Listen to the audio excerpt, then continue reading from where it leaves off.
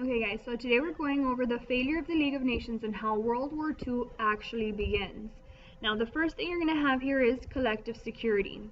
Now the League was too weak to keep dictators from growing. Like there really wasn't a lot of stability in the League of Nations. So dictators, just like we went over in class, it rose. We had dictators in Italy, Germany, the Soviet Union, and then it spread into Spain as well. Now collective security is peaceful nations, they would band together to stop the aggressors, and aggressors again being the dictators. Ultimately it failed. Germany built up their military, Italy invaded Ethiopia, and Japan invaded Manchuria and China.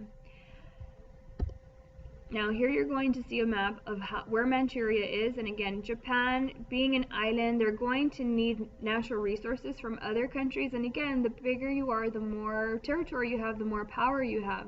So Japan had already invaded Korea, and they're going to go into Manchuria.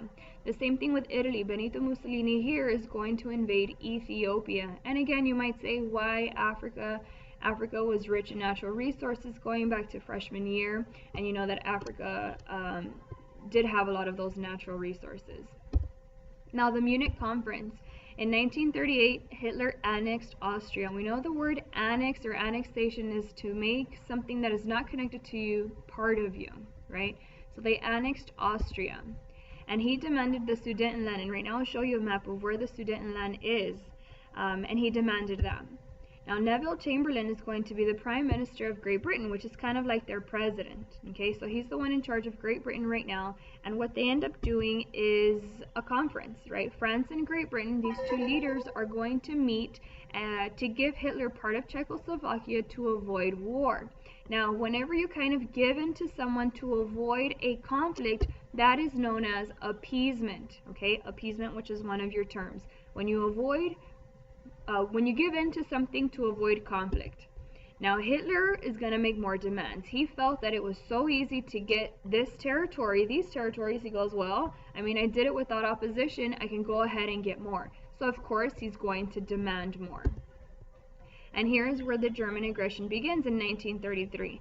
So you have Germany, he's taken over the Rhineland, which the League of Nations said he could not intervene, and still they get it. Right? He walks into the Rhineland and gets it without opposition.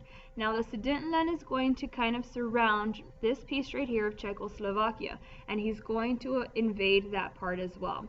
He gets into Czechoslovakia, he already has Austria, and then he is slowly but surely going to walk into Poland, where Germany and the Soviet Union are going to get together and both invade Poland.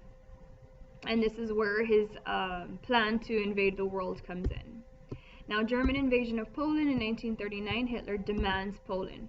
Britain and France said, no more, we're not going to give in to you. So what Hitler and Stalin do, them being two dictators, you know, superpowers, they sign a non-aggression pact, meaning that they would not be aggressive against each other. And they both agreed to invade and split Poland. Hitler invades Poland. Britain and France declare war now on Germany, and this is how World War II begins, right? World War II begins this way. Now, one way that Hitler was able to attack Great Britain is his strategy known as Blitzkrieg. And just like in football you have a blitz, whenever you do blitz, it is when you are full force against the quarterback, right? You have all your defenders going straight for the quarterback. It's fast, and sometimes you don't see it coming. So it's a new German warfare, rapid coordinated movements by airplanes, tanks, and troop carriers, and this is a strategy that Germany used. And this is what he used against Poland, and then eventually against the French. So Germany will soon have France and Poland, and here you're going to see how Germany begins to expand, and it's going to further World War II. Okay, so again, we have Germany here. They expand to the left, they expand to the right, so they're going into Poland. I mean, you can see all the blue arrows, and this is everything in Hitler's path. One of his biggest mistakes, though, is invading Poland and ultimately trying to get into the Soviet Union, right? Because of that non-aggression pact, you're going to have Joseph Stalin be one of his worst enemies, which is probably the biggest mistake of Hitler's career, and we'll get into that later. If you have any questions, you let me know. I will see you in class.